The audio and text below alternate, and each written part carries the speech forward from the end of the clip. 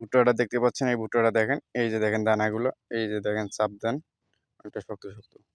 আসসালামু আলাইকুম ভিউয়ার্স, আজকে আমরা যে বিষয়টা জানবো সেটা হচ্ছে যে আপনারা কিভাবে বুঝবেন যে আপনার ভুট্টাটা মানে পরিপুষ্ট হয়েছে বা পরিপক্ক হয়ে গেছে, আপনারা ভুট্টা ঘরে তুলতে পারবেন। তো আপনারা কিভাবে বুঝবেন? এবং অনেকের ভুট্টা দেখবেন যে ভুট্টার মোচা এখনো কাঁচা আছে, কিন্তু ভুট্টা কিন্তু পরিপক্ক হয়ে গেছে, মানে আপনারা চাইলে ভুট্টাগুলো ঘরে তুলতে পারবেন। তো আপনারা কিভাবে বুঝবেন যে আপনাদের ভুট্টাটা পরিপক্ক হয়েছে বা ঘরে তোলা উপযুক্ত হয়েছে? তো আপনারা কিভাবে বুঝবেন সেটাই আজকে আমরা জানবো। তো বিস্তারিত জানার জন্য ভিডিওটি শেষ পর্যন্ত দেখবেন, এবং যারা নতুন ভিউয়ার আছেন তারা অবশ্যই আমাদের চ্যানেলটি সাবস্ক্রাইব করে রাখবেন প্লিজ। তো বন্ধুরা, এই যে লক্ষ্য করেন, এই যে ভুট্টাটা, এটা কিন্তু এখনও খোসা দেখেন কাঁচা কাঁচা আছে। তো অনেকে ভাববে যে এই ভুট্টাটা এখনও কাঁচা আছে, কিন্তু এই ভুট্টাটা আপনার পরিপক্ক হয়ে গেছে। তো সেটা আপনারা কীভাবে বুঝবেন?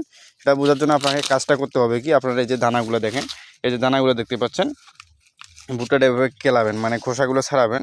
খোসা ছাড়ার পর এই যে দেখেন দানাগুলো এভাবে চাপ দিবেন। এই যে ভুট্টার দানাটা শুকিয়ে গেছে, দেখেন সাদা হয়ে গেছে, এটা কিন্তু একদম শুকিয়ে গেছে, একদম পরিপক্ক ভুট্টা হয়ে গেছে।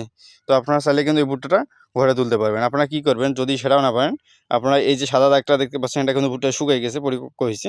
আপনারা সেটা না পারলে আপনারা এভাবে চাপ দিবেন, ভুট্টাগুলো চাপ দিবেন। এই যে দেখেন ভুট্টা কিন্তু এক সুতো তোলাচ্ছে না, তার মানে এই ভুট্টাটা আপনারা ঘরে তোলা উপযোগী হয়ে গেছে। আপনারা চাইলে এই ভুট্টাটা ঘরে তুলতে পারেন। আর এই ভুট্টা বর্তমান যে আবহাওয়া, এই হিসাবে আপনাকে ভুট্টা জমিতে না রাখাই ভালো। যেহেতু পরিপক্ক হয়ে গেছে, আপনারা খুব দ্রুত ভুট্টাগুলো ঘরে তুলবেন। তো বন্ধুরা, আশা করি বুঝতে পারছেন। তো আজকে এ পর্যন্তই, সবাই ভালো থাকবেন। ভিডিওটি ভালো লাগলে অবশ্যই আমাদের চ্যানেলটি সাবস্ক্রাইব করে রাখবেন। আসসালামু আলাইকুম।